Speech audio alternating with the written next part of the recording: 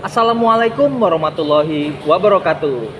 Nah, pada kesempatan podcast kali ini kita kedatangan tamu nih, kedatangan teman-teman dari mahasiswa psikologi Universitas Potensi Utama. Nah, yuk kita kenalan dulu yuk. Siapa aja nih? Saya Muhammad Faris Putra, mahasiswa psikologi semester 5 di Universitas Potensi Utama. Dan juga saya sebagai konselor rehabilitasi, konselor adiksi di rehabilitasi. Wow, menarik ya.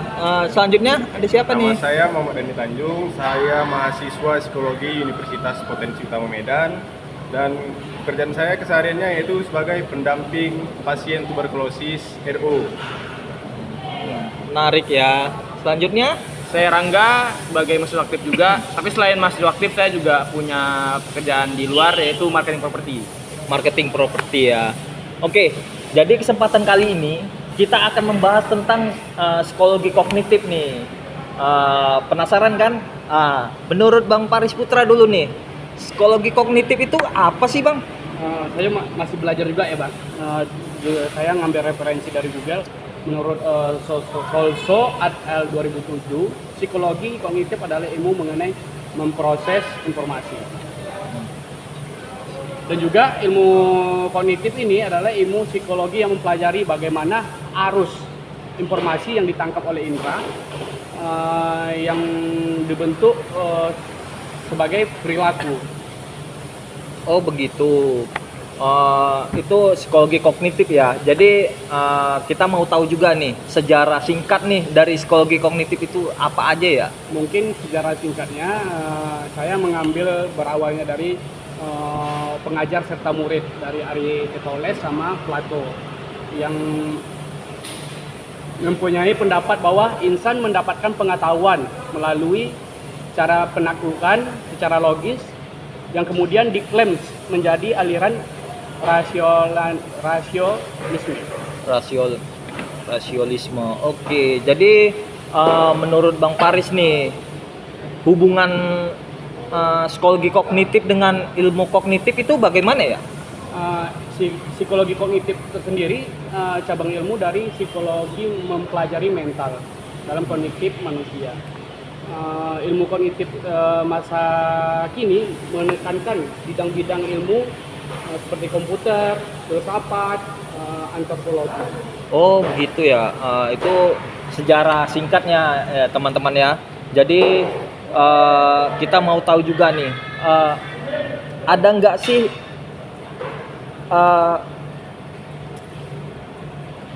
kasus di dunia nyata tentang psikologi kognitif nih? Mungkin sekedar sharing aja ya Bang. Uh-uh. Tentang persepsi sih.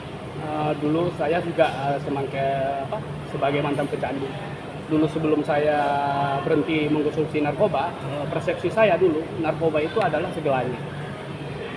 Seperti ketika saya stres, suntuk, persepsi saya setelah kalau saya menggunakan narkoba tersebut saya akan tenang, happy, gembira.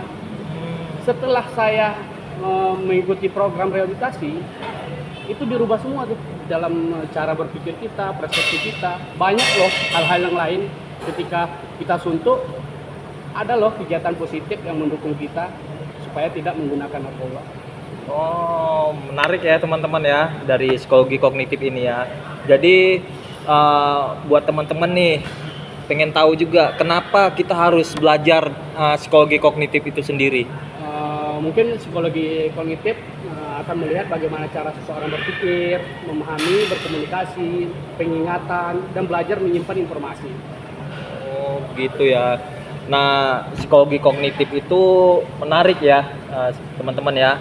Jadi terkait dengan sensasi, persepsi, dan atensi. Nah, menurut Bang Dandi sendiri nih, gimana tanggapan tentang persepsi tersebut? Kalau menurut saya ya, mohon izin Mas untuk menjelaskan satu persatu nih Mas ya. Iya. Kalau dari saya sendiri, sensasi itu merupakan proses menangkap stimulus dan tahap paling awal dalam penerimaan informasi. Jadi persepsi dan ada juga persepsi. Jadi persepsi itu dia seperti pengalaman tentang suatu peristiwa yang diperoleh dengan menyimpulkan informasi dan menafsirkan pesan, yaitu atau yakni pemberian makna pada penginderaan pada manusia, pada kita gitu Mas. Dan ada juga atensi di sini Mas ya. Dan atensi ini merupakan kemampuan untuk memusatkan perhatian pada masalah yang dihadapi. Contohnya nih Mas, seperti keseharian saya nih sebagai pendamping TBC nih Mas. Kalau dari sensasi sendiri itu kan di sini kita sudah tahu tadi kan merupakan proses menangkap stimulus. Jadi setiap pasien TBC RO itu Mas datang ke poli untuk memulai pengobatan, dia harus kita terangkan dulu gitu bagaimana penyakit yang dialaminya, seperti itu Mas. Jadi setelah dia tahu penyakit yang dialaminya, lalu dia memiliki sensasi, efek dari dia tidak berobat itu Mas, dia akan memiliki sensasi, oh baik sensasi saya harus berobat ini gitu kan. Baru jadi di persepsi ini tadi kita sudah jelaskan, persepsi itu pengalaman tentang suatu peristiwa yang diperoleh dengan menyimpulkan informasi. Jadi banyak nih pasien-pasiennya berpersepsi itu seperti pasien ini setelah menjalankan pengobatan nih Mas. Jadi setelah dia menjalankan pengobatan 1 hingga 3 bulan, dia mendapatkan persepsi itu obat itu sangat keras. Kenapa saya bilang sangat keras Mas? Karena efek samping dari obat itu bisa membuat kaki kita kebas, kepala kita pusing, sehingga kita lemas juga, seperti itu. Seperti naiknya kolesterol kita gitu atau asam urat kita.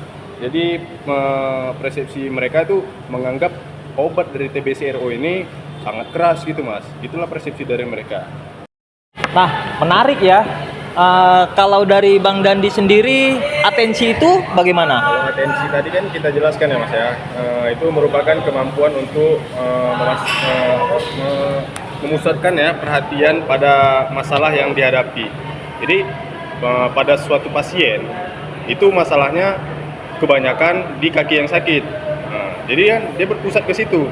Jadi saat itu dia kontrol atau konsultasi ke dokternya atau juga ke pendampingnya. Jadi dia selalu menanyakan seperti dok atau mas saya sering sakit nih di bagian kakinya, gimana sih respon dari dokter gitu kan, maksudnya meminta gimana sih jalan keluarnya agar tidak sakit lagi gitu kan.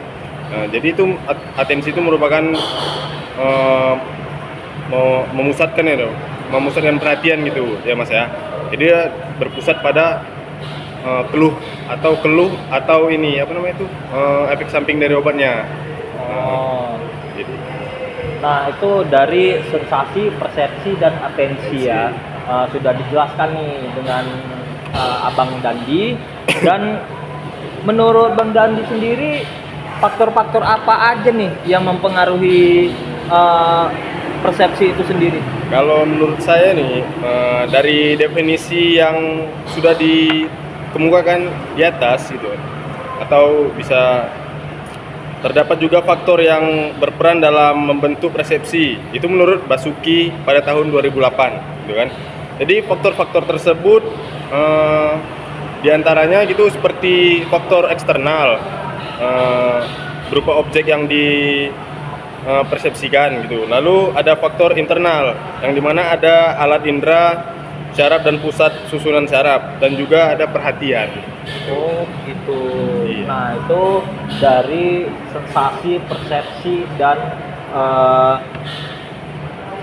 atensi ya tadi ya. Nah ini kognitif ini terkait dengan memori nih. Coba kita pindah dulu ke teman kita Abang Rangga nih. Jadi dari psikologi kognitif ada yang namanya memori nih. Apa sih definisinya itu? Nah tadi yang udah jelaskan nih ya, dasar kognitif itu apa, atensi, persepsi dan apa tadi Pak? Atensi, persepsi Ya. dan Sensasi, persepsi dan atensi. Nah itu terkait dengan memori. Jadi kita perlu tahu dulu nih definisi memori adalah simpelnya kayak memori HP. Memori itu menyimpan apa yang udah jadi stimulus dan peristiwa-peristiwa yang terjadi gitu. Dan memori ini terbagi dua, antaranya adalah short term memory dan long term memory. Nah, kalau short term memory itu sendiri adalah seperti namanya short, yaitu memori jangka pendek. Memori jangka pendek itu cuman bertahan sekitar 15 hingga 30 detik. Dan akan hilang jika kalau memori itu tidak ada pengulangan di stimulus yang diberikan. seperti itu Pak. Oh, dari short time memory ya. Jadi kita pengen tahu nih kapasitas short time memory itu bagaimana ya? Nah, short term memory itu hanya bisa memuat sekitar 7 kapasitas ingatan. Dan saya bilang tadi cuman bertahan sekitar 15 hingga 30 detik aja. Kalau nggak ada pengulangan, short term memory itu otomatis akan terhapus. Nah, misalnya saya tadi ada memindahkan HP. Mungkin abang-abang di sini kalau saya tidak menjelaskan saya tadi ada memindahkan HP, mungkin abang nggak ingat gitu. Karena kejadian itu sekelebat aja. Oh, seketika gitu aja ya. Dan ya udah itu nggak jadi atensi buat kita, nggak disimpan di memori jangka panjang. Oh, iya. Nah, terkait dengan memori jangka panjang nih, apa sih definisinya? Definisi jangka panjang memori, long term memory merupakan memori yang tidak memiliki keterbatasan kapasitas dan bertahan beberapa menit saja hingga sepanjang hidup. Jadi dari beberapa menit pengulangan itu bisa berkeselangsungan dengan seumur hidup gitu Pak. Oh, gitu ya. Jadi menarik ya. Kognitif itu terkait dengan memori, ingatan kita gitu ya. Jadi adanya short time memory dan long time memory. Nah, jadi terkait kapasitasnya nih, kita pengen tahu tadi bagaimana kapasitas long time memory? Long term memory itu kapasitasnya adalah ingatan kita menyusun dari rentetan stimulus dan kejadian sehingga kayak short term memory deh kita lihat, kita kasih contoh. Kejadian yang singkat tapi dilakukan pengulangan itu akan dimasukkan ke long term memory. Nah, itu bisa berkelanjutan seumur hidup gitu. Misalnya setiap pagi kita bangun tidur ngecek HP. Itu terus gitu sampai kita seumur hidup kayak gitu. Misalnya kita bangun tidur cek HP tengok jam. Iya. Itu bakal kita ingat gitu. Hal yang paling kita pertama ingat adalah HP. Pertama kali kita bangun tidur seperti itu. Atau contoh kasus yang mungkin saya backgroundnya marketing. Seorang pembeli dia pasti menanyakan beberapa produk dari beberapa brand misalnya. Kalau saya nggak ngingetin konsumen tersebut buat tentang produk knowledge dari produk saya, dia bakal lupa itu. Itulah yang namanya short term memory. Tapi ketika saya melakukan pengulangan, misalnya saya mengedukasi konsumen tentang produk kita setiap hari begitu terus, konsumen tersebut bakal ingat dengan produknya kita. Nah, itu masuk ke long term memory. Oh, gitu ya. Jadi psikologi kognitif ini sangat menarik ya di kehidupan kita. Sebenarnya sudah kita jalani nih sehari-hari tanpa kita sadari. Nah, tanpa kita sadari itu kita mengalami terjadinya kognitif. Bukan begitu ya? Jadi ada kesimpulan nih dari teman-teman kita ini tentang psikologi kognitif nih. Nah, psikologi kognitif itu sebenarnya dasarnya kognitif ya, pemikiran kita, cara kita berpikir.